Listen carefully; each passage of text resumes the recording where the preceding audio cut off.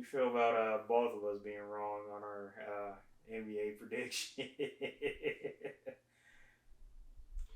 Well, I mean, you gotta predict as it goes. It's Yeah. always something.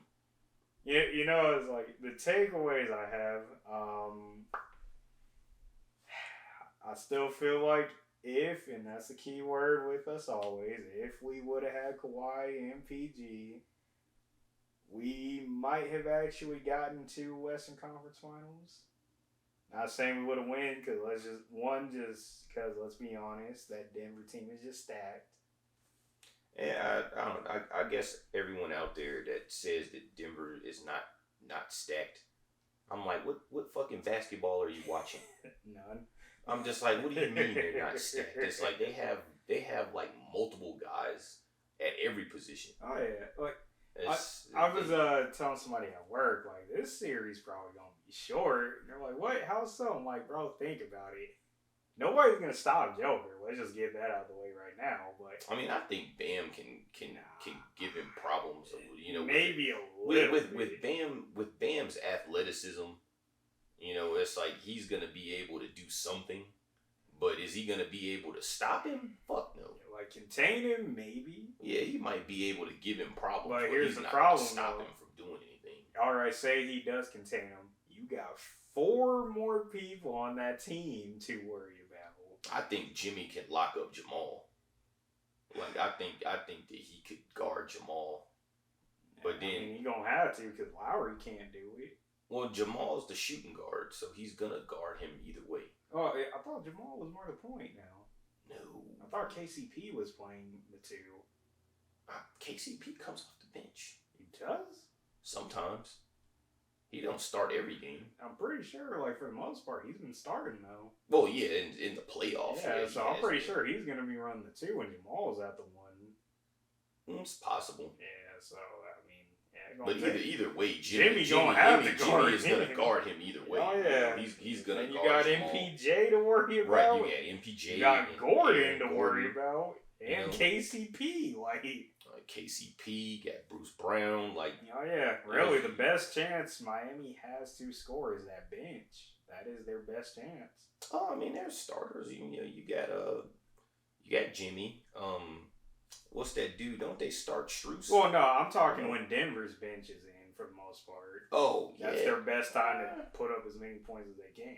They'll be able to score with the starters on the floor, too. But, I mean, it's definitely not going to be... It's going to be tough. It's going to be a hard one for them. It is going to be tough. Yeah. I mean, at the end of the day, though, I mean, I knew Miami was going to win. I was like, Boston's not going to be able to pull 4 straight. They did pull 3 straight, though, which surprised the shit out of me. I was just like, whoa. I was not expecting them to win 3 straight. So I guess on the last pod, I was like, Jalen and Marcus Smart talking that shit. Talking about don't let us win 1, don't let us get 1. And they got 1 and then they reeled off 2 more after that. So I'm like, I give them their props on that one. I think if Jason Tatum would have been 100% going into Game 7, it might have been a different outcome. Because I know he was hurt, so I'm like, I don't know. And what bugged me about him being hurt was you really had cats out here talking about like, oh, don't ever compare Tatum to Booker. I'm taking Booker all day. Meanwhile, I tweet back, I'm like, they both don't show up in elimination games, so what are you talking about? Like, we've seen this now. Jason Tatum he had a tough series, though. Exactly. I mean, on top of that, dude's literally playing with a rolled ankle. Like, that's not easy. From hooping, that's not easy to do. Nah. The fact that he was even doing what he was doing was already like, I gotta give props where they are. Like, that's not easy, bro. So man, he was out there. I mean, you gotta give him his credit. He was out there. That's all you can really ask for when you messing around like that. It's just like he showed up. He played. Yeah. I mean, at the end of the day, it is what it is. I do have the series going 4-1 Denver. I said the best chance Miami has to win a game is literally tomorrow's game, which is today around the time the listeners hear this. It's just I'm thinking, Miami's coming off that high of winning, so they're a little more like ready to get back to it. Versus Denver has had a longer rest, so I think that might play a little bit of a factor. But like we've been talking about, playing in that high altitude, that's gonna be a game changer. Yeah. I mean, but you got guys, especially guys like Jimmy, that they don't. It doesn't matter Oh where you yeah, play. they show up, they're gonna playing. play. Yeah. So we'll see. Oh, real quick though, what up to the listeners? The Old Head and the Youngin podcast, episode 26. We out here. I know you're a little surprised to see our faces for once. I know. hey, look, we going harder now. We gotta do what we're asked to do, man. Plus, also now you can see the facial expressions Eddie be making at me when I say something outrageous. Oh yeah, it'd be a lot of those. It'd be a lot of those. One thing I did want to talk with you about, the whole issue with these coaches getting fired. Like, I need to say this. I don't think it was Doc Rivers' fault this time. I really don't. No, I don't. I mean, it's just he mainly got fired off of the past. Honestly, I think that the reason a lot of these coaches get fired is it's all about having the right coach for the players. That's fair. You'll have like guys that have a young team, and then they have like a coach that doesn't do well with young players, a la Doc Rivers. Mm-hmm. Doc Rivers is not a coach that does young needs players. Veterans, yep. He needs veterans. Yep. Everyone talks about his 08 win, in Boston. It's just like, yeah, because look at his fucking team. Exactly. He had a team full of established veterans that knew what to do. They made their own adjustments. Exactly. You got Kevin Garnett on the floor. You got Ray Pierce, Allen, Paul Pierce. These guys, Rondo, yeah, these guys know how to make their own adjustments. Yeah. So it's like if something's not going the way it was drew up, those guys know, okay, well, if this isn't working, then we can do this, or we can do that, or we can throw the audible here, or we can go here with it. They know what to do. Doc doesn't know how to coach guys that don't know how to do that. He needs guys that can make their own adjustments, which is why he doesn't know how to make adjustments. Yeah. Because he doesn't have to do that half the time. He has veteran players that make the adjustments for him.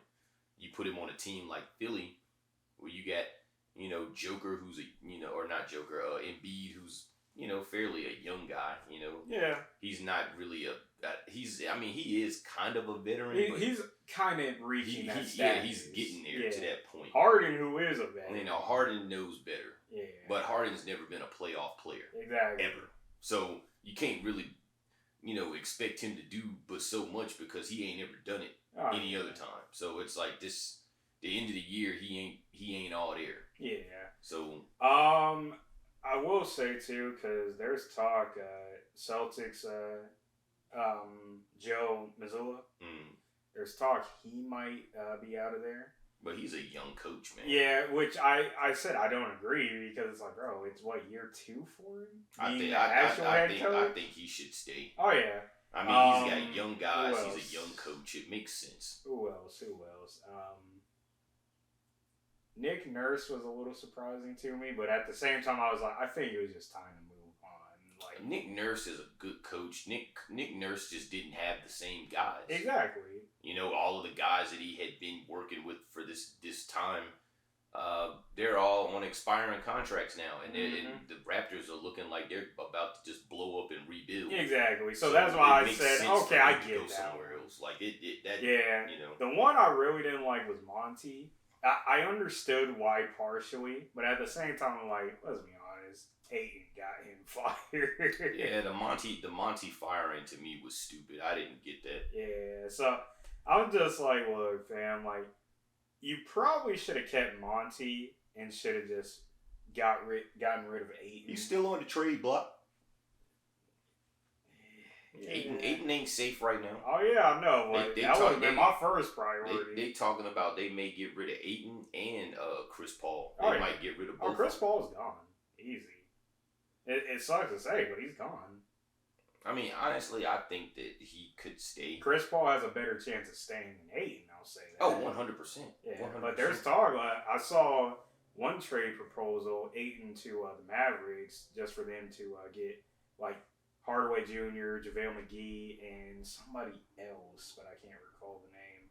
And I'm like, you know what? That is a good pick just to get some depth back because that's really what hurt them. There's not enough depth on the bench. Yeah. Yeah. But at the end of the day, you know, I'm going to have to see because I honestly am starting to think Kyrie might stay in Dallas. Like, I'm really starting to think it might actually happen. I mean, if he get offered the right deal. Well, plus also, have you seen a report that there was apparently like a handshake agreement on him getting an extension? Well, I mean, he said that they wanted Jason Kidd wanted to keep him there, and he said that he wanted to stay. Oh yeah. No, like honestly, I think they should go ahead and try it out. Cause what was up? I just don't think it's gonna work, bro. How so?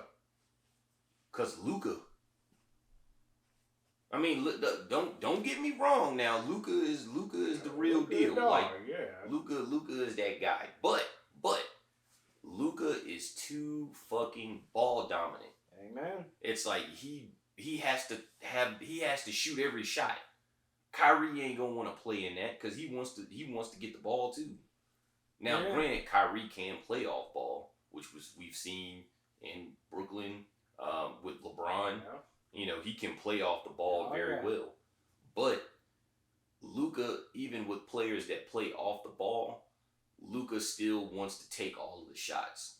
Like Luka he plays in that like 1-4 flat type offense, like a James Harden or a Gilbert Arenas, you know, where he's the one coming downhill with the ball every time. He's the one who makes the decision am I gonna score or not, and more than likely he's the one who opts to take the shot. I think it's gonna have to turn more into a coaching thing though. Like Jason Kidd's really gonna have to get on him and tell him, look, like you need to start looking at openings for other guys a little more. Right. I mean, Luka is a very smart player. Oh yeah. He can play ball the way that you should play. Mm-hmm. He just chooses not to. Well, before Kyrie came, he didn't really have enough offensive and also before Brunson kind of came into his own, he kind of had to do that, right? But he still thinks that he has to do exactly. That, so I'm saying that's more on Jason Kidd to let him know like you don't have to do that anymore. You have a guy that arguably is a way better scorer than Luka. Arguably. Yeah. Yeah. Arguably. Well, I'd say they're the same, but you could arguably say they're the same as far as shooting. I'd say Kyrie has the better inside game. Yeah, Kyrie definitely has the more complete three-level scorer. Yeah, he's definitely the more complete three-level guy for sure. Yeah. So, but also another thing too, I wanted to say about Kyrie. So I was talking with some of my boys, and we got on the subject of, you know, James Harden going back to Houston. I've been saying I don't get it, and honestly, I don't think he deserves all that money he might get. And my hot take was, I think James Harden is a way bigger locker room cancer than Kyrie is. How so? Think about it like this. When John Wall first got to Houston, when he was talking about it on that one podcast, he literally said after he got done with this whole media thing, James Harden literally was like, all right, I'm out. I'm going to go party with Lil Baby. James Harden was on his way out of there. Anyway. I feel that. But on top of that, James Harden, it's always about him. Like, it's never about trying to make the team better. Versus... What do you mean? He did that in Philly? He took the pay cut so they could get better. Hey, look, fam. I mean, he really put in the effort to try to win. This time. But you got to think, in Houston, he didn't have the pieces. And then what about Brooklyn? Well, in Brooklyn, he wanted out because of the front office and that whole drama with Kyrie and all of the him not playing because of the COVID shot and all of that shit. And oh yeah, KD was injured, and he basically came to Brooklyn because he wanted to be able to play with guys to win. Oh yeah, and he gets there, and then everything is on him again, which is what he was trying to get away from. Like the shot thing, that's one thing I'm not even gonna get into. But if you look at it, the front office was all kinds of crazy. Oh yeah, and that's why I say like everybody wants to say Kyrie is a locker room cancer because of that post he made, but in reality, what did he do? You look at that super team. I mean, all of those guys are all on different teams now. Exactly. So it's just like it's like it wasn't either. Oh yeah, it wasn't gonna work. That front office just didn't go about things the right way.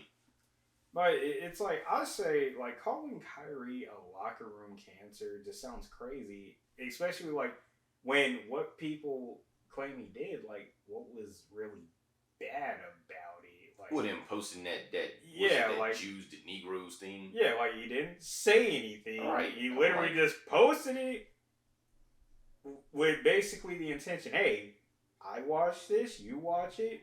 Check it out. Yeah. Let me know what you think. Yeah. That's all he did. I mean, is it a controversial documentary? Yes. Oh yeah. I've seen it before. Oh yeah. I've heard things about it. I'm like, but it opens a lot of people's eyes to a lot of stuff that they don't know. Oh yeah, but also that's when we get into the whole, history isn't taught. It's all politics, man. Exactly. It's like they teach you what they want you to know. Oh yeah. Not what you should know. And that's why I always find it funny when cats be like, "Oh, these conspiracy theories, they're just crazy." I'm like, I don't know. When you start listening to some of these, they start. Some of that shit makes making sense. a little bit of sense. Some of that shit makes sense. It's just like, all right, I see what you're doing here. So to wrap up this basketball part, what's next for the Celtics? Blow the team up. You think so? Rap. Nah, I don't know, man. I think they should hold it together. They got a good core. I say give it they got a one, good core. 2 more chances at best. They got a good squad, man. Yeah. I think that their team as constructed is good enough to win. They just need to, for one, they need to fucking stay healthy. That's a big factor. Jaylen Brown needs to work on his handles. Thank God somebody else notices that. Jaylen Brown, like, look, no disrespect, my guy. You baller, bro. Your ball handling is very elementary school like. Yeah, everybody wants to hate on Westbrook. And I'm like, it's like, you not see this dude? Like Jaylen Brown still dribbles like how we were dribbling when we were coming up, learning. He still looks at the ball when he dribbles. Mm-hmm. It's like, bro, like you need to look, keep like your head up. Yeah, pick your head up, man. Pick your head up. Oh yeah. You need to look at where you're trying to get to, not at the ball. Amen. That's a big thing, and he has a lot of turnovers that he could just not do. It's a very fixable problem. So I mean, if he stop with the useless turnovers on the not dribbling the ball while looking ahead of him, and I think that would help a lot. So I wouldn't get rid of him. Yeah. But at the same time, I know Jaylen is trying to get the bag, and I just can't justify it for him. Like it's like part of me wants to, but then it's like, bro, like. I mean, I think he's a max player. Yeah, I think he has the potential, but it's like, I don't think Al Horford's going to be there next year. I think he might call it, but who knows? I could be way wrong. I could be. Yeah, I mean, he is up there. Yeah, so my thing is I think they need to get another big man because Robert Williams is good, but it's like, he kind of like, I think he's ready to take that leap. Yeah, he's right there. Yeah, he's right there. But it's like, he's just got a few more things he needs to work on. He's still pretty raw when it comes to certain things. Yeah. So I mean, on the defensive end though, he's there. He's right there. Oh yeah, 100%. So I mean, I think he's good. Derek White stepped up. I really like to see that. From him. Derek White. Yeah. Malcolm Brogdon just kind of does what he does. Like, but he was hurt too. Yeah, that too. Well, like in terms of like just player wise, like he kind of just does what he does. Like I never expect too much from him, but at the same time, like I know what he's capable of. So it's like when they first picked him up, I was like, that's actually pretty solid. Yeah, great pickup. Oh yeah, for sure. Tatum's case, he's probably the one. I'm like, he's the constant. Well, it's like you need to go like get your psyche together, bro. Something, because like when it's time for you to show us that you were that dude, you can't do it. I don't think it's a mental thing. I think it's he just tries a little bit too hard, because it's like when he goes out there and he wants to, be on, I'm that dude, he just forces up shots that he shouldn't take. He tries a little bit too hard.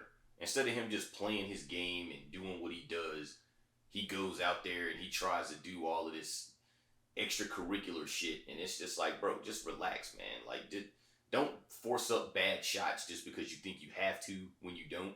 Just play your game, do what you do. You can come off the dribble and you can get that mid-range pull-up, do that.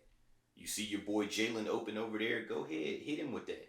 Like, don't, go and try to take jump shots over like 3 people just because you think you gotta do that. Like, don't do that. I mean, and Devin Booker is guilty of the same thing. Oh yeah. He comes into games where it's like, oh, this is a big game, it really matters. Oh and yeah. He starts forcing up shots and he just doesn't land for him. Yeah. That's why I said the only thing that separates him to me is defense. That's the only thing that really separates him two. Yeah, that's a fair assumption. Yeah. So I'm like, they're practically the same player to me, other than defense. Yeah. I mean, it is a pretty decent comparison. Yeah. They definitely have a similarity to the way they do things. Oh, yeah, for sure. But hey, they're both Kobe products. Yeah, that too. Yeah, so it's like, that's why I say, when people want to hate on either or, like, people like to say I'm a Devin Booker hater. No, I'm just honest about him. I mean, Devin Booker is just because he's a great player. I can't player. say he's not. He just needs to relax. Exactly. It's like, bro, chill. Like, you're that gifted in terms of, like, one of the most gifted scorers I've ever seen. He just needs to relax. Exactly. He's like, take it easy. He takes if he comes in and his shot's not falling, he will literally shoot you out of a game. Oh yeah. And it's just like, dude, come on. Like, I understand. I mean, I give him his props. He's got that shooter's confidence where it's like short memory, doesn't fall, keep shooting. But it gets to a point where it's like, all right, like, it's not falling. I'm just not feeling it tonight. It's not falling for me. I don't know. And everyone has games like that. It's not just you. Everybody has those games.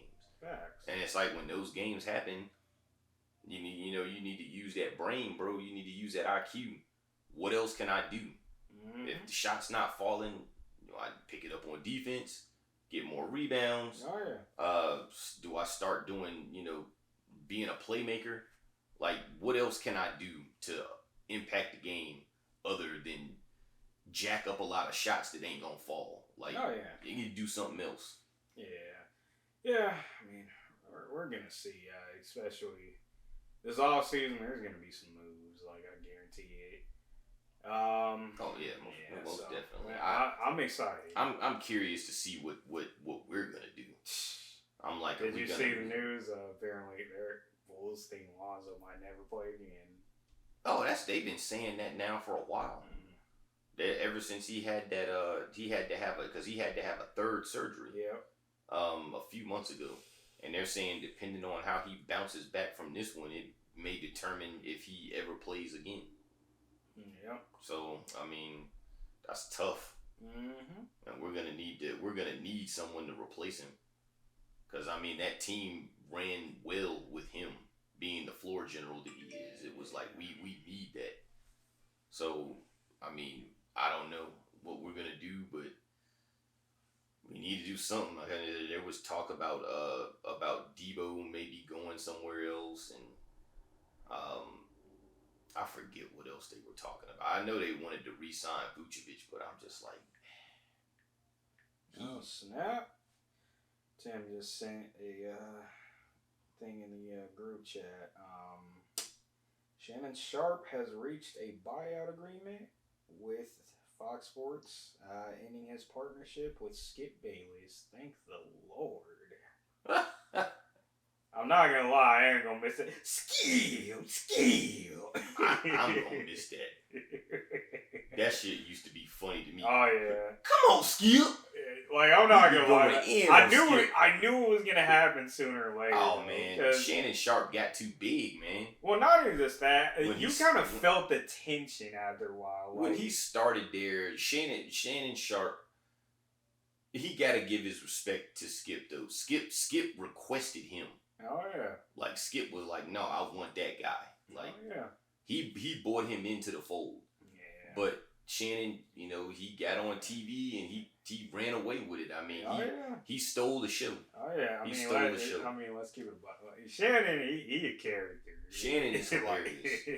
Yeah. So I'm curious to see what he's gonna do next, though. I mean, have you ever seen his show? His the Club Shay Shay joint? I think so.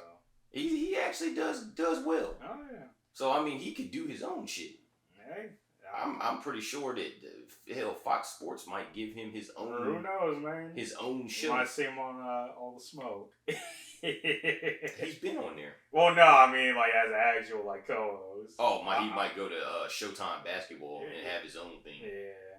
Rachel Nichols has her own thing on Showtime. Hey, kudos to her too. KG. Oh yeah. And they all. I said too, and I still stand by it. I don't like how Rachel Nichols got fired. Like, yeah, I didn't like because I'm like, bro, like to be fair, what she said was spot on. Like, it was just the wrong timing to say it. That's basically all it was. Yeah. I guess so. Yeah, because with everything that was going on at the time, worst timing. Yeah, that's literally all it was. So I am glad though that she has her own show now because she definitely has earned it.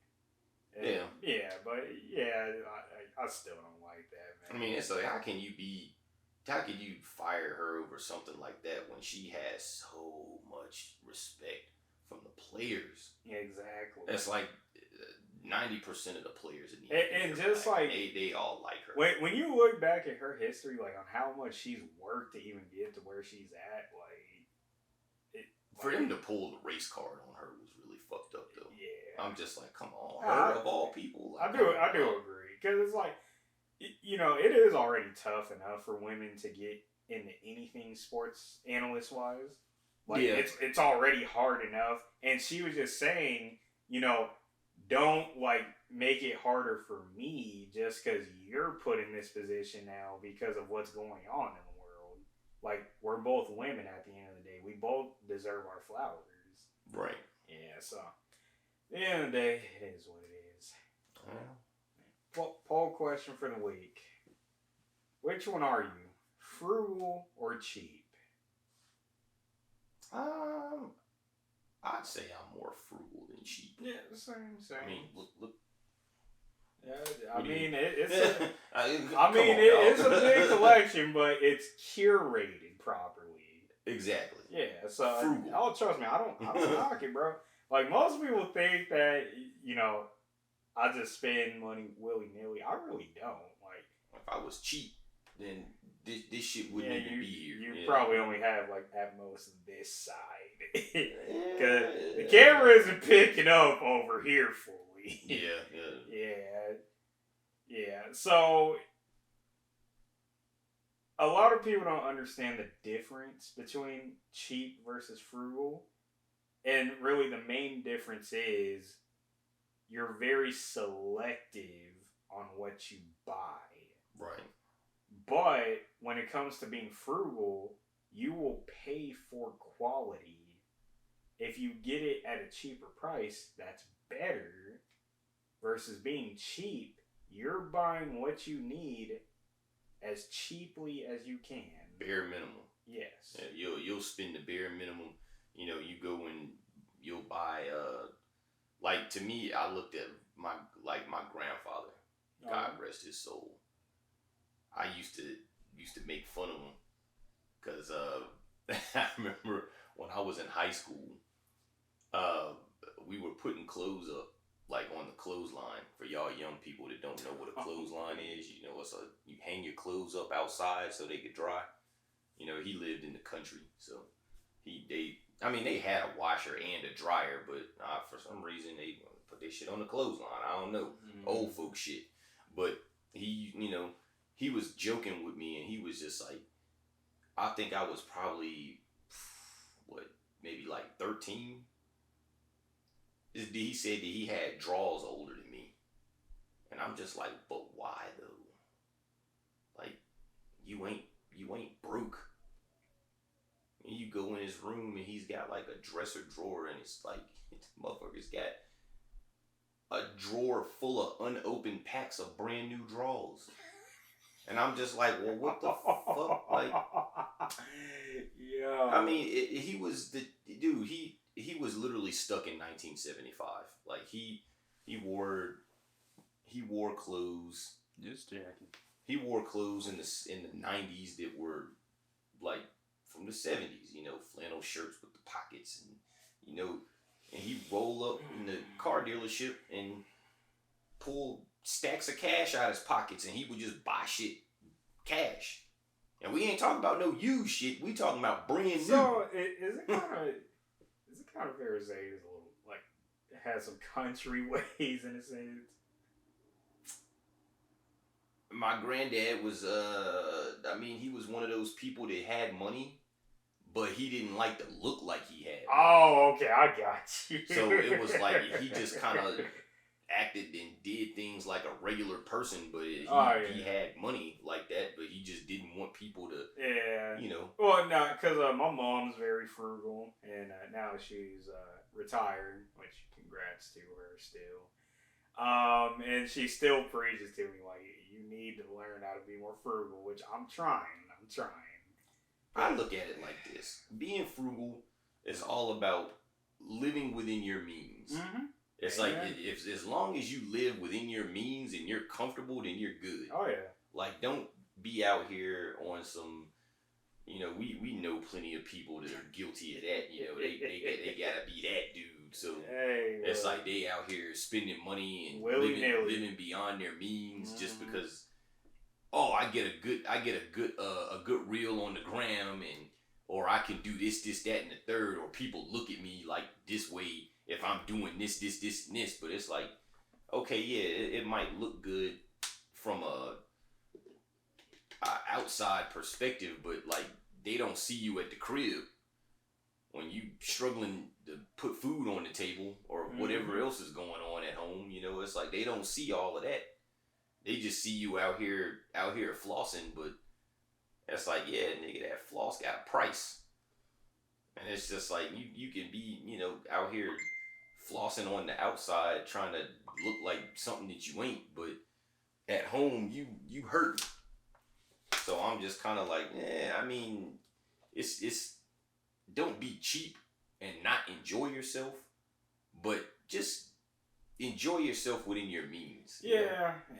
And, it's like, I did, like, because I have this talk with my moms all the time, just because, I'm kind of getting to a point, I told her, like, once, like, either one of the businesses, got up and going pretty well to where I was making good money, I wanted her to be my financial advisor, hey, give her something to do since she's retired, because I know she's getting bored. But also, I know she knows how to handle money properly. And I told her, the problem I have is, it's kind of hard to, like, be frugal with money, especially when you don't have, like, a good paying job in a sense. Because, heck, I'm big on being transparent about myself and what I do. Like, yes, I have my regular 9 to 5. I detail cars still. And yeah, we don't make money off of this yet. Let's just keep that in mind. But what about your side hustle with the crack? That's not You got me confused with somebody else, dog. Nah, but it's especially in today's economy, man. With like, the way the cost of living is going crazy right now. It's hard, man. I feel it. Yeah.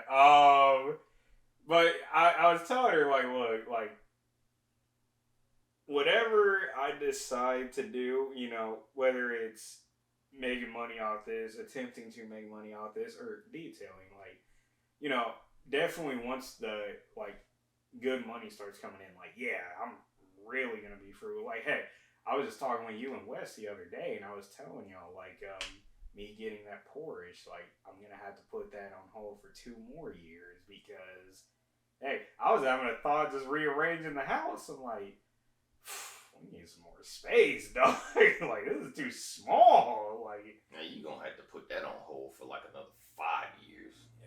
That Porsche gonna be your 5-year plan, dog. Exactly, dog.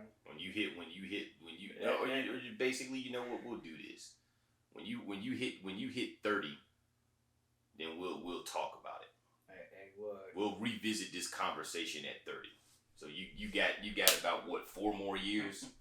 So we'll talk about it again then. Dang, yep. Turned 27 this year. Dang. So you got 3 years then. So yeah, we'll talk about it then. Fair enough. Telling you, man, like that. I started when I was your age. I was already planning out what I was gonna be driving at 30. Because that's the best time, man. When you hit 30, that's when life changes. Not in a weird way where you start falling apart and shit, because I ain't started doing that yet. I just turned 37 on Sunday, so I'm like, that don't happen. But like, oh man, you start to kind of remember the mistakes you made in your 20s. And then it's like when you get into your 30s, you kind of go into it with a broader perspective. You're smarter. Mm-hmm. You know what to do, what not to do. So you look at things a little different. And I said I wanted a Corvette when I hit 30. I said I wanted to get a vet. I didn't get one. I tried though. When I tried when I was 30, I was out here looking for one. I just couldn't find one that I wanted. Most people would have been like, oh, you should have just bought the first one that popped up. No. It's like, just because I said I wanted a vet when I turned 30. Plus also, we're car people. Exactly. I'm still a car guy at the end of the day, so I'm not just going to buy anything. If that was the case, yeah, I could have had one. Hey, man, that's like saying I want to go buy a Beamer, or I want to go buy a nice Beamer, and instead of getting the M3, you go buy a 330i. Like, come on, bro. Just get the M3 or buy a Mercedes. Don't buy an AMG. If you're not going to buy an AMG, don't buy a Mercedes. I'm sorry. But you got to think that's also a sizable price jump. Look, fam, I do not care. From an AMG to a regular Benz, that's a big price jump. Actually, it depends on the year. You should care. Let's say you want to pay $40,000 or you want to pay $100,000. Like that's gotta pay $100 for all of them. Shit, what good AMG ain't $100,000? To be fair, I just saw a 2018. We ain't talking about no CLA AMG with the force. No. We talking about a C63 AMG or better. $100,000. Fam, come on now. No regular person is buying that though. Bullshit, you see him every day around here. Regular person that does not know what they're looking at. A C-Class is an entry-level Benz, dog. Exactly. Most people go for C-Classes. That's what I said, C63. That's the AMG No, like C-Class. just the regular C's. If you want to, like you said, now, if you gotta actually buy know, an AMG, right? But I'm saying most people that don't know what they're looking for. No, we're talking about us. Okay. You said if you're going to buy a Benz, buy an AMG. Yep. You can get a regular C-Class for about 40, 45, 50, depending on which one. AMG is 100. That's a big price jump. I still don't think it's 100. But yeah, C63 AMG is $100 grand. All right. I mean, you can get like a basic model for about 90, but I mean, that's still $100 grand. Older man. Well, yeah, you can get an old one, yeah, but I mean, come on, dog. You trying to be that dude. You gotta get a new one. Well, I mean, I ain't trying to be out here 2 miles an hour so everybody sees me. Like, nah, I'm trying to go fast, dog. So they got power, dog. You can do that. Look, man, I ain't trying to be driving 100 miles per hour in a boat. Get you an E-Class. Yeah. Yeah, nah, I'll just stick with Porsche or Beamer. I mean, black man's wheels, right? Hey, man, it is what it is. Hey, look, hey, that's all I'm saying. But at the end of the day, it's like, yeah, this is probably the hottest take I'm gonna make today. Oh shit! I can't stand cheap people. I'm not gonna lie to you, but there's a level of cheap that I can't stand. It's like, say I ask you for like $5 because I'm just short of something. Like, hey, let me get this $5 real quick. I got you.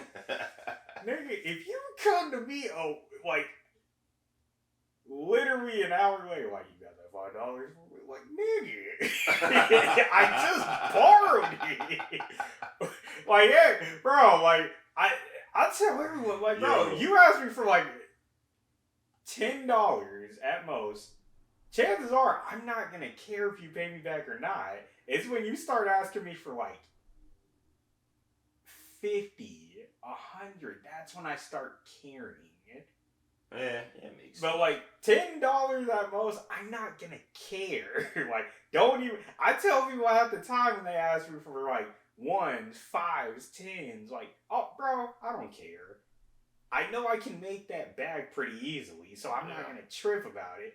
Nigga, if you over here sweating me over $5, oh no. Like, we might throw hands. I'm not gonna lie to you. I'm like, bro, you gonna fight over $5, nigga? Oh no, I'm gonna fight them because they was asking me about $5. He's like, I'm about to fight over $5. Yeah, like y'all $5. Like, y'all tripping. Yeah, tripping because you asked me about $5. Fighting over $5, man. Come on, dog. Nah. I ain't fight over $5. But still, though, I'm like, bro, like, you asking me for $5 back? Like, I know a lot of people like that. I can't stand that, bro. It's just like, well, like, that is one thing. Like, I don't get irritated too often. That is one thing that'll literally enrage me. That level of cheapness. Hey man, you got that 5? What? 5? Like, just because you said something? Hell no. Yeah, exactly. Like, I'm good, fam. I'm leaving. $5, nigga. Please. That's funny. Yeah. But that's real though. Exactly, That's real, though. bro. It's like, come on, man. It's like you tripping off $5. Exactly. Like I said, 50 minimum. I know the cost of living has gone up quite a bit, but $5, come on, dog. I'm just saying, man. I seen a panhandler make $5 asking one person. So facts. Clearly, you can make $5 pretty easily. Yeah, you should. I give $5 to them panhandlers if I got it. Yeah, I'm like, if I got it on. Like, go get you a drink, dog. Yeah, like, go on, man. Especially we living out here in Arizona. Like, go get you some water. Like, I ain't gonna have you dying of thirst out here. I at least have some human decency. That's all I'm saying, though, fam. Like, man. Yeah, I can agree with you on that one. That's a little much. That's pushing. Yeah, bro, I don't know. Like, how do you feel about the whole frugal versus cheap overall? I mean, it's definitely a conversation because a lot of people, like you said, they don't get the difference. They don't understand. Yeah. You know, it's like being cheap is just like a whole different thing. It's just like being cheap, you cut a lot of corners. Mm-hmm. You know, you be on some funny shit over $5, like you said. Like, you know, it's just like, why are you tripping off $5, bro? God, like, man. relax. Yeah. But you know, it's like when you're cheap, it's like every penny matters. But like my granddad, for example, that motherfucker was the stingiest thing I've ever seen in my life. He was a man. Oh my He God. acted like he was the brokest dude ever, and it's like, come on, Papa, like Who you talking to It's right like, now? fam, I know you got it. I was like, I know you got it. Like come on, man. Bro, I just watched you whip out like a 10K wad out of your pocket. I know you got it. And said I'm more than that. See? Hey, did he have the rubber bands on it? Of course. Oh my god. Come on, man. It's like, Papa, you dope, man. Right. He had it on time. He was smart with his money though, man. He put his money. He did a lot of stocks, bonds, and stuff like in the 70s. Hey, smart. You know, he saved all that money, and you know, by the time he got to the 90s, when he retired, like he was sitting on some money, on some real money. Yep, I bet. And I'm just like, damn, okay, like. Yep. My grandpa always used to tell me that money is just a tool to make more money. Yep. Hey, that was his thing. You know? Amen. I am never going to disagree with that. He had it, man. He had that idea. He had the system down. You know. Well, it's like I always say too. Like, you know, the most cliche saying, "Scared money don't make no money." Yeah. And I mean, that is the fairest thing. Like, I tell people all the time, like, doing this media stuff, or heck, even doing my detailing, like, if you really saw how much I've invested into both, like, you really think I was crazy. Like, you really think I was crazy. Like, think about it like this. Since we started doing this, have I asked you for a single cent of investment? No. Exactly, because I don't want to. Because it's all on me, I feel. Like, yes, I'm bringing you along with me, and anything you want to do, believe me, I'm going to do my utmost to help you do it. I mean, the only thing that you've asked me to invest in this is my time. Exactly. Because time is definitely way more valuable than money in certain cases, but overall, it takes money to do all this. Oh, yeah. So it's like, bro, like, I want to say the most I spent in both is probably like about 10, 20K altogether. Really? In both. Yeah. Just in terms of equipment, I want to say it's closer to 10K, but I could be wrong because I just have not totaled it. And that's just like, not even just equipment, but that's like, you know, just bills, gas, etc., etc., etc. Like, yeah, it's a lot, bro. Like, going on these trips, like, things seeming cheap, bro. No, it's not. Like, that ticket's cheap. Everything else, it adds up. Yeah, that's true. Yeah. For you, it was. Exactly. So I'm like, bro. I'm like, for me, I'm like, I got a timeshare, so I'm like, I didn't have to spend no crazy amount of money on no hotel. Oh, yeah. So people, I tell people all the time, like, if you were really trying to be an entrepreneur or, like, just own a business overall, you really have to accept you're going to spend a lot more money than you make in them first 3 years. Sure. Yeah. Because SEMA wasn't crazy expensive for me, because timeshare. Yeah. Shout out all y'all listening. Get you a fucking timeshare. It comes in handy. It definitely comes frugal, in handy. Right? It's frugal. Yes. Because you'll spend money on it every year, obviously, to pay on it. But when you go on trips, you ain't paying crazy amounts of money for a hotel room. Mm-hmm. Like you said, how much did you pay for your room in Vegas? It was like, what, 6, 7 something? Yeah, about like 700. About 700? Yeah. I paid. But you know, in hindsight, like 700 actually ain't bad, especially like being on the strip. You more than doubled. Yeah. What I paid. You see? And my room was a hell of a lot nicer than yours. I had a full living room, a full kitchen. That's why we doing some thinking for this year. Bathroom, everything. Like, my shit. Problem is, you were just so far from everything. Well, that was because I had to get it last minute. So that was that reason. Yeah. This year, I'm going to be much closer. Because now that I know for sure, what we're going to do, it's like, I'm going to fucking get my shit, like, months ahead of time. Not like last year where it was like, I didn't know, it was last minute because You know, I didn't know if he was gonna come or not come or whatever was gonna happen in last minute. So it was like that was why that happened that way. But if I would have done it earlier, I could have got something much closer. Like when I went to Vegas for her birthday, we stayed at Tahiti Village this time, and Tahiti Village is literally like right there at the strip starts here. Tahiti Village is right here. So it's like you have the Welcome to Vegas sign, and you know how the freeway goes underneath right there. Tahiti Village is right next to the freeway. So it's like right there. And I'm just like, see, if I would have got in earlier, I could have got a suite there. Yeah. And that would have been way closer. So, I mean, it's, you know, it's still when you do it, you got to make sure you travel like an adult. You know, don't do that stupid shit where these young kids think that, oh, I'm going to go on a trip or I want to travel. And then they wait till, okay, we're going to leave next week. Let's get everything done now. No, motherfucker, you need to do this shit months ahead of time. Oh, that, and your also plane tickets cost less when you do it ahead of time. Your hotels cost less when you do it ahead of time. Yep. Everything is cheaper. Yeah, it's like, bro, you don't gotta stay at the Wynn. Like, you don't have to. Hell no. Like, look, heck, even if I was balling, I don't gotta stay there. Shit, when I was younger, I mean, in my 20s and shit, I used to stay at like fucking any Motel 6s, Holiday Inns. Like, it didn't matter. Like, it's like, bro, like at that point, you better off just getting an Airbnb, bro. Like, shit, if they had Airbnbs back then, we probably would have been on that. Because it would have been, it definitely would have been easier for sure. I don't know, I think we might have to do that this year, though. What, Airbnb? Yeah, I think we might have to.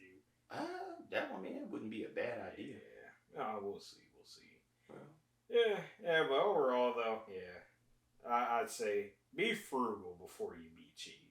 One for this week. I assume you saw the whole Nike thing they were talking about. They're searching for their new breakthrough because you have nothing but like Air Maxes and etc. just sitting. I mean, it's a tricky topic because it's like, I mean, I'm sure they get, well, I mean, they usually expand on the Air Max brand and do like some type of different, like new Air Max, but it's like, I said it like, especially like after listening to a Sneak Disc today, because they touched on it very well, and Greg has said it numerous times on how Nike can pretty much fix all their problems, but he didn't want to repeat it again. But it's like, it's funny to me, like, just thinking about it, like, literally us, the consumers, we know exactly what they need to do, and they just won't do it. Now, of course, some of our opinions may be different, but it's like, in terms of things that'll kind of bring that interest back, like, I think just us as the consumers, they need to just really start listening to us more. Motherfuckers is cheap. Period.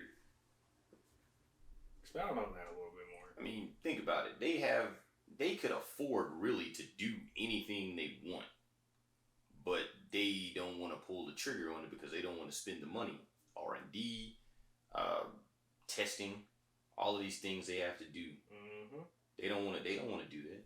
That's why they just keep regurgitating Air Maxes, because they already get it. Exactly. It ain't broke, don't fix it. It's like all we got to do is restructure the bubbles, put a different kind of bubble, or whatever the case may be. Different, some maybe different materials. Maybe a colorway they've never seen. Like, right, different materials on this one or something like that. I mean, they just kind of keep rehashing because they don't have to do any R&D, no testing or anything. It's just there. All they got to do is, we just change this, and this, and boom, just throw it out there. Well, it's like, I think they need to, for one, they need to stop bringing in so many celebrities to like do collabs with. I mean, as far as that, it's just overplayed. I mean, it brings hype, but it's getting overplayed. It is, yeah. But also, like, here's my problem with just, in terms of just the consumers, like, we've talked about this numerous times. I'm going to say it like this. Sneakerheads, sneaker culture is dying for the masses. Now, that's not a bad thing. It's really not. That's actually good for us that actually like sneakers for the sneaker. We're not looking at how much can I resell these for. We like the shoes because we like the shoes. That's why it's good. Because look at resale markets right now. Probably the lowest they've been in quite a long time. So I literally been telling people, if there's something you want, now is your time to go get it. It sucks you have to pay a couple $100 extra, but at least it's cheaper versus paying like $300 to $500 extra. Yeah. So you kind of have to look at it, still a negative, but you have to kind of turn it into a positive. Right. So I've been saying, look, sneaker culture has sadly, it's peaked, but that's mainly for the masses. For us as sneaker heads, it's kind of like, think about how we did the Reset Sneaker Culture campaign. Right. Technically, it's happening. Like, it's technically happening. Sure. Like, you see resellers getting all mad because shoes that they bought hundreds to thousands of pairs of are not selling. They're breaking. Yeah. That's good if you actually want the sneaker to wear it. I mean, I don't understand this whole thing about bricks. Exactly. I'm just like, who gives a shit? It's like we want shit to be sitting on the shelf. Exactly. So it's like, why are you mad that it's on the shelf? Well, like sneakerheads, some sneakerheads are just super fickle. I mean, I think that it's all, it's only the young people. Yeah. These so-called sneakerheads that are like 25 and under. It's like, really? Come on, dog. I'd say out of a group of 5, you probably only see at most 2, but that's even a stretch, that actually like the shoe because they want to wear it. Oh yeah, everything is all about how much can I get for it. Yeah. So, but also, like, another point I go into, like, going back to the whole frugal versus cheap, like, y'all like to, crack your jokes about me buying mainly collabs and all that. But at the same time, I'm just very selective of what I buy because, say, I see a shoe that costs like $1,000. I got like 2 pairs that I don't even wear really that resell for like $500 each. Oh, let me go sell those and get that one because I want that one more. I mean, it's like you said earlier, my collection is very curated. It's like, but I mean, this wasn't an overnight thing. Like, it's taken me, over 2 decades. Yeah, over 10 years. Yeah. To get here. Oh yeah. I mean, in 07... I probably won't ever get here personally. I mean, in 07, I liquidated my first collection because, I got to a point where I was just like, I don't even wear half of this stuff. And people wanted to buy it off me. And I would rather use the money for something else. Mm-hmm. And at the end of 09, or in 09 period, I started to kind of, tiptoe back into it a little bit. Right. And from then on until now, I mean, this is where I'm at. It took a long time because of me being frugal and selective of what I buy. I didn't just jump at anything. It was just like, I'm not going to buy it unless I actually want it. Mm-hmm. And it just kind of went from there. So, I feel it. It's all, it's all a chess match to kids now about, okay, how much can I sell this for? Yeah. Or how much hype am I going to get off this? Yeah. It's never oh, well, you know what? I actually like this shit. I'm going to buy this because I fuck with it and I want to wear it. It's not about that anymore.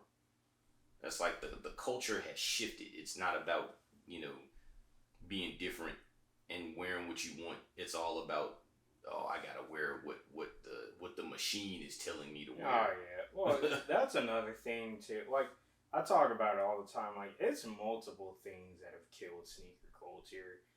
And, it starts with us. like we've all played a part in it. Whether it's hyping certain sneakers up, following trends, resale, like we've all kind of played our part in it. But also, overall, I feel it just got to a point like we made it known that it was cool to be a sneakerhead, so everybody started becoming a sneakerhead all of a sudden. Yeah. And that's really what killed it. Yeah. I will always stand by that point. Not everybody needs to be into sneakers. Like, it's just not for everybody. It's not. It should not be considered the cool thing to do. Now, if you want to do it, hey, cool, but it's like you kind of almost have to pay your dues. It's like anything. Because think about us being car guys. When was it cool to be a car person? When the first Fast and Furious came out, everybody wanted to be into cars all of a sudden. Yeah. Then it died and it became more a niche thing. Then it picked back up in roughly 2010s from what I saw. Like it picked up more so for my age group. Yeah. So, yeah. Yeah, and now it's kind of starting to go down again. Yeah, because it's like you're seeing like most of these people are only into cars because everybody else is into cars. Yeah, pretty much. Yeah, so it's like cars is an expensive hobby. Exactly, it's expensive. Oh, I mean, if you have, I'll probably say cars and sneakers are some of the worst. Worst in regards to it's gonna hurt your wallet. Yeah, it's expensive. But it's definitely not cheap. Yeah, I just look at it like this. Like I think it's good at what's going on, in terms of like you see like the hype with sneakers is kind of dying out. Now that resale market, it's going to hurt it majorly. It has already. Yeah. And I say too, because it gets portrayed like I hate resellers. I really don't. I just hate people that do bad business, like I've said repeatedly. Because sadly, sneaker culture does need that resale market somewhat, because that's how you get some of the older stuff that is harder to find. So sadly, there is a place for it. It's like an ecosystem, basically. Like everything plays a role. But it's like now you have it being hurt so bad that it's to the point like people are just trying to sell whatever for whatever they can get it for, and people aren't taking advantage. No, I mean they're complaining. Well, right now the resale market is crazy. Like, let me see if I can find them. Oh, I think they're right over here. Actually, yep, right here. Prime example. Pulling something out the archives. I am. This shoe right here. Do you know how much people are reselling this damn thing for? I'm gonna take two guesses. Okay. 500. Take the next one. What? Do I need to go higher or lower? Higher. Oh, wow. $5,000. Oh, I'm right there, kind of. Yes. Wow. Yeah. Anywhere from 3 to 5. And you know what's funny? I actually don't even know what this model is. Can you explain for the listeners? This is a Nike Flightposite 3. This came out, was it like 2002, 2003? Hold on, I actually got, since I'm old, I got the date on the box. 2003. January 2003. This particular colorway is actually super rare. Really? And, yeah. And these things go for dumb money. Like $3,000 to $5,000 for this. It's fucking insane. I scratch my head every time I see it. I'm just like, but I would love another pair of them, honestly. I mean, these are in decent condition for them being as old as they are. But, it would be cool to have another one. And we have never, we haven't gotten the retro of this yet. Nike, you watching this? You hearing this? We need fucking retro Flight Posit 3s. It could be the color that came out in the store, which was the black with the blue straps. Anything, something. We need a retro. Yeah, you're almost doing all black and yeah, they had one. OGs are gonna want it. They had one that's all black straps. Mm-hmm. Bubbles were still white. Everything else was all black. Then they had one with the black with the blue straps, which was the original colorway. I mean, then you had the like the other one-offs like these. You had like the white with red, and you had like white with green, and I think they had one with blue straps, white.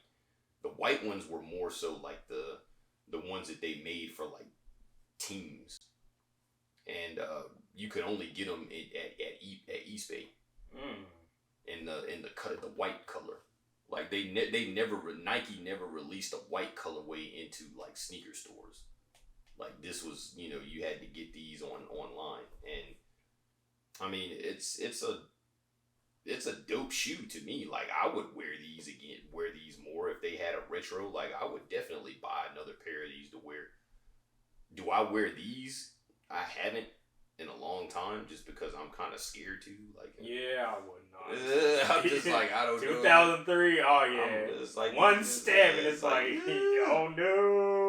I'm like these straps is already a little brittle, and I'm just kind of like I don't know wear these things, and then they start falling apart on me. But bro, it's like things like that though. Like it's conversational pieces now. Greg asked a good question. If Nike fumbles the bag, is it over for sneaker culture? What do you mean fumbles the bag? Like if they don't figure out a way to bring interest back. Honestly, I've said this from the beginning. Bringing interest back to sneakers is all about retros.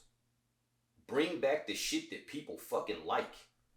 Stop bringing out all of this bullshit that no one cares about. Bring back the shit that people like. Also, I think that's kind of a problem too. If we're talking about bringing interest, you want to bring sneakers are all about nostalgia, man. People like us that grew up in the culture, like older guys like me. Like sneakers are nostalgia for us. Yeah, but see, that's a problem too. Like nostalgia is a drug at the end of the day. Like you can get so into it that it's like you kind of miss a lot. Well, it's nostalgia for us in a way that it's like we want to buy the shit that we wanted coming up that we couldn't get. And now that we are old enough to afford things and we make our own money, yeah, it's like we can buy them. So it's like retro that shit so we can get it. Oh yeah. It's like they're talking about. Let me get behind you real quick. They talk about next year, spring 2024. You know what I'm saying? I'll bring those back. They bringing these back. This is, I mean, they brought back these in 2017. This is an OG pair for the listeners and the viewers. This is from 2009. This is the Taiwan pair because Taiwan foam posit. No, it's the eggplant. But the thing is, when they released this, they released this one in 2009, which was the original, and then they released another one in 2010 that was made in China, but it was a different shade of purple. Oh, okay. And then they didn't retro again until 2017, and that one looked more like the 2010 pair. Mm-hmm. The 2010 pair had an icier sole. Yeah. The purple was a little bit darker, but this is the 09, which is the original one, the first one. Well, it's even like I stopped into Zoomies at Arrowhead Mall and talked with our one homie that works there. Right. Yeah, I was telling him, like, yeah, man, them Janowskis came back. I had to cop. You like, what? You got them? I'm like, bro, that's one shoe I've said I will always buy if I like the colorway. These, like, this is like for us old people. This was something that we wanted when it came out, and $200 in 1997 was a lot of fucking money. That's fair. And, you know, at me at that, I was like, what, 11? My mom wasn't buying me no damn $200 shoes. Yeah. I was going to outgrow them in 6 months. Oh, yeah. That's what I always say. Like, you know, you can't really... I hate that, too. Like, you get those kind of OG sneakerheads that like to knock people for getting into sneakers late. Because I'm like, roughly, I didn't get into sneakers till like 2015. But it's like, bro, that's when I was making my own money. Oh, how are you going to knock me at that point? Well, I mean, we were into it, you know, when we had our parents buying our school shoes and shit. Oh, yeah, that's fair, but my mom was not buying me Jordan. We just had a limit of what we could get as a kid. Oh, yeah. Like, if you want to go back then, like, really, I didn't start really getting into sneakers till, like, 2012. Oh, no. 2012, that was the sneaker boom. That was when being a sneakerhead became cool. Yeah, but I mean, I was still just getting Janowski's. I mean, you had everything coming, man. You had the Galaxy Pack. You had LeBron, Kobe, and KD at their Nike peaks, basically, where they were. It's like those three guys had the top sellers out there. Yeah. And Nike basketball was on top of the world in 2012. Oh yeah, facts. You know, like 2000. Going on a tear.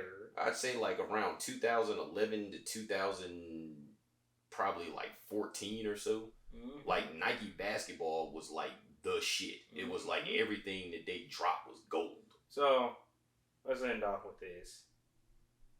3 things that you think Nike should do to bring back the hype for sneakers / do better with the consumers. As far as with the consumers, make the shit fair. This sneaker app shit is bullshit. Like, how many people do you know hit on sneakers on a consistent basis? I probably only know at most 2. Exactly. Like, I could probably count. Oh no, I can count on one hand how many people hit on that consistent. All right. Like that's fucking insane. It's like you make this app for sneakers, for sneaker heads to buy sneakers on, and if we can't buy shit on there, like it's nearly impossible for us to get anything off of it. Like, y'all need to fix that. All right. That's insane. 2, put more of the shit in store. Stop it with this only through the sneakers app bullshit. Put the damn shoes in the fucking store. I agree. Come on, man. Like it would also bring back that enjoyment of going to the mall. Yes. It's like that's the even to this day, I still enjoy going to a store and buying something that I want. Like, it's so much, it's just different. Yeah. It's a different feel. So that it makes it more accessible. Yeah. Because you always have foot traffic in the mall. Oh, I agree. Always. I agree. So put the damn shoes in the store. I agree. You walk by, oh, I like that. I want to get them. Like, you just online, it's like, oh yeah, it's only on sneakers. As soon as your damn shit on sneakers app opens up, they're gone in 5 minutes. Mm-hmm. Like, that doesn't give anyone a chance. Oh yeah. So it's like, put more shoes in the store. Make the sneaker app like actually usable. Yeah. So people can actually buy shit on there. Like, what y'all doing now, this shit's nuts. Oh, like, yeah, trash. Then as far as bringing interest back, like I said, bring back shit that people want. You have so many classic sneakers that even the young crowd has seen pictures of, or whatever the case may be. They would like to have them. That they would like to have. Like the Heinekens, for example. They've been talking about Heineken SBs, the Diamond Lows, any of those classic joints that it's like it resonates with people. Mm-hmm. It transcends generations. Bring that kind of shit back. Granted, you have other old heads like me that are, some shit needs to stay OG. Don't bring back everything. Come on, man, kill that shit. Like, you know damn well if they were dead out the water. It's like, you know damn well if they were to bring it back that your fucking ass would buy it. Amen. So it's like, don't sit here and tell them not to bring it back because it's to stay OG or what. No, like facts. You want to get them too. You would jump at the chance to get another pair of this stuff. So it's like, don't tell them to not bring it back because you know you would get it. Yeah. You know, it's like that'd be something cool for the culture. Like, yeah, bring back that shit. So I'd say my number 3, I'm going to say, yeah, agree with you there. Start bringing back older models that just have not came out in quite a long time. They should do that, but they should make it fun. Yeah. Put a poll up. Exactly. What do you think we should bring back next? Exactly. Yes. Overwhelming votes? Yes. Bring that back. And then to add on to that too, if you're going to make new models, at least do more R&D work. Like, at least. See what people like, see what people don't like. I'm gonna be frank, man. A lot of the, like, especially in Nike basketball, come on now. The Ja Morant shoe, you know, it looks terrible, I'm not gonna lie. I'm like, that's all? Yeah. Like that, I mean, it looks like crazy enough, Sabrina Ionescu's shoe looks way better than the Ja Morant because it's simple. It does. Yeah. And that's not even a knock.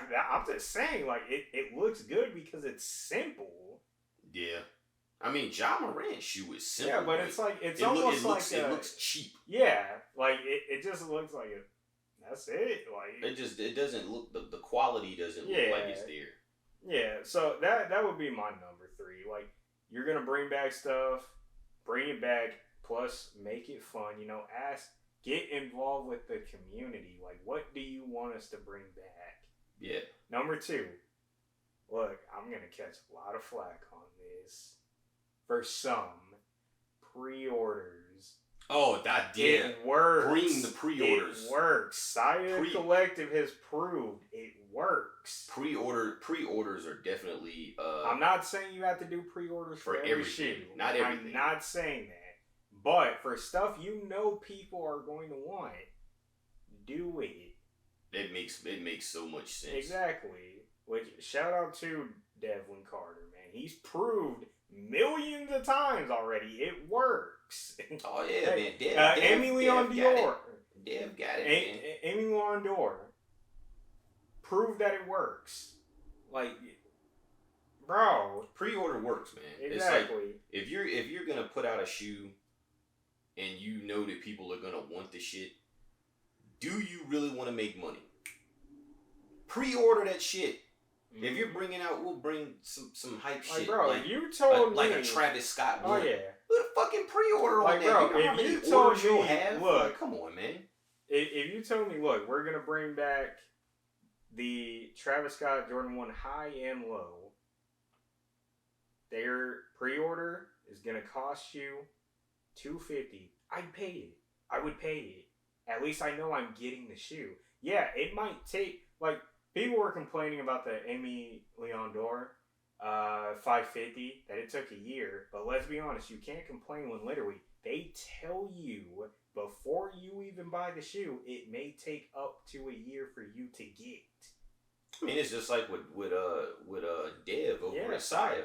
I mean, he tells you straight up, like, if you pre-ordered a shoe, you may not get it for like 4 months. Yeah. And I pre-ordered like 3 shoes from him, and that's how long it took. Yeah, it took me like 4 months to get mine. Like, I perfectly fine with it. At least I knew I was getting the shoe. Yeah, and I mean, it's like I did, because I pre-ordered the fuck racism. Mm-hmm, me too. The vultures. Yeah, that probably took almost a year. It took me 4 months to get mine. Yeah, I want to say it took me almost a year. Really? Yeah. It took me 4 months. Yeah, I could be wrong. Actually, no, that's the Inverno. Prime example. Those Thunders that came out earlier this month. Those things had 2 shock drops. Yeah. Next to impossible. Mm-hmm. Then they have the actual release. I didn't hit on none. And crazy enough, those are massively produced. Exactly. Dude, especially with, like, for now. Like, it's like, dude, they made so many of those, and I mean, I still didn't hit on any drop on sneakers. Yeah, bro, I can't like, even tell you the last shoe I hit on sneakers. And the crazy part is, I don't even hit for myself. Like, most of the time when I hit, it's for somebody else. I have to get my homeboys back home. You know, shout to my mans, all of y'all rock with me. they will enter for me, and that's how I got those Travis Scott olives. I'm like, I entered 3 raffles myself, and I had 6 people enter for me, and out of those 9 entries, 1 hit. 9 fucking entries, one hit. I'm like, come on, man, this is ridiculous. Like, it shouldn't be that difficult that you gotta have your friends and people enter for you, and you get 9, 10, 12 people enter for you, and you might have a chance.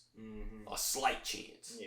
Like, you should at least be getting 2 or 3 if it's that many people. But you got a slight chance to get 1. That's that's why I say I just kill Sneakers app altogether. Like, if Nike came to me and told me you can get 3 things to help us bring interest to people / help the consumer, oh yeah, easily. Sneakers app gone. That's the first one straight out the gate. They've also fucking divulged now where it's they bring like phone posits, like we were just talking about. They only bring them out on Sneakers app now. It is stupid. They used to be at Foot Locker. You can't even get foams at fucking Foot Locker anymore. It's at, like, what? Which is crazy too. Like, if it's a basketball shoe, that should automatically be put in stores. Like, House of Hoops used to get all the fire shit. Oh, yeah. And it's like House of Hoops doesn't get shit now. They don't get anything. Like, you lucky to actually see like 3 different colors of LeBrons now. Oh, at House of Hoops, they get like the basic of the basic. Mm-hmm. They get the same thing as everyone else. Oh, yeah. That was what made House of Hoops special, was that they would get stuff that Champs, Finish Line, anybody else, like House of Hoops would have shit they didn't have. And that was what made them special. But it's like, now it's like they don't care. Yeah. Nike is greedy with it now. They don't put nothing cool in no stores. Like Prime, like, okay, these right here come out next month again. Metallic red foams. This is the OG 2012 release. They did retro this colorway in 2017 as well. This was the only one in 2017 that actually sold out. All of the rest of them that came, they sat forever. This was gone day 1. 2012, gone day 1. They're coming back again next month. Sneakers app only. This shit should be in Foot Locker. I bought these in Foot Locker. They should be in Foot Locker. Like, there should be no reason that they are not selling this in Foot Locker. Like those white ones that came out. That I was trying to get. Well, I did eventually get them. There were in no stores. Manor was the only place that got them. Manor and Undefeated. But those are like specialized boutiques. Oh, yeah. I mean, if you go to a mall, there was no store in the mall that got them at all. Yeah. That's insane. I mean, at this point, it's either take them off Sneakers and start putting them in your regular like chain sneaker stores, or start giving the boutiques more stock. That would work too. Yeah. I mean, I'm good for either one. Like, as long as the shit is in some kind of a fucking store, that's fine. It doesn't matter if it's a boutique, the mall, fucking something, a store. You need to have it in places where people can go there, hold it in their hand, and be like, I either like this or I don't. Amen. Because I mean, you can't always tell online. You know, you might see some shit online and you think it's cool, and then when you get it in hand, it's like, I don't like this. Yeah. Well, hey, we'll see. But we gonna get out of here though. You know, appreciate y'all for listening as usual, and you know, we answered y'all. We gonna start doing video. Until next time. Take it easy. The butcher coming, nigga. No, I'm playing. Yeah.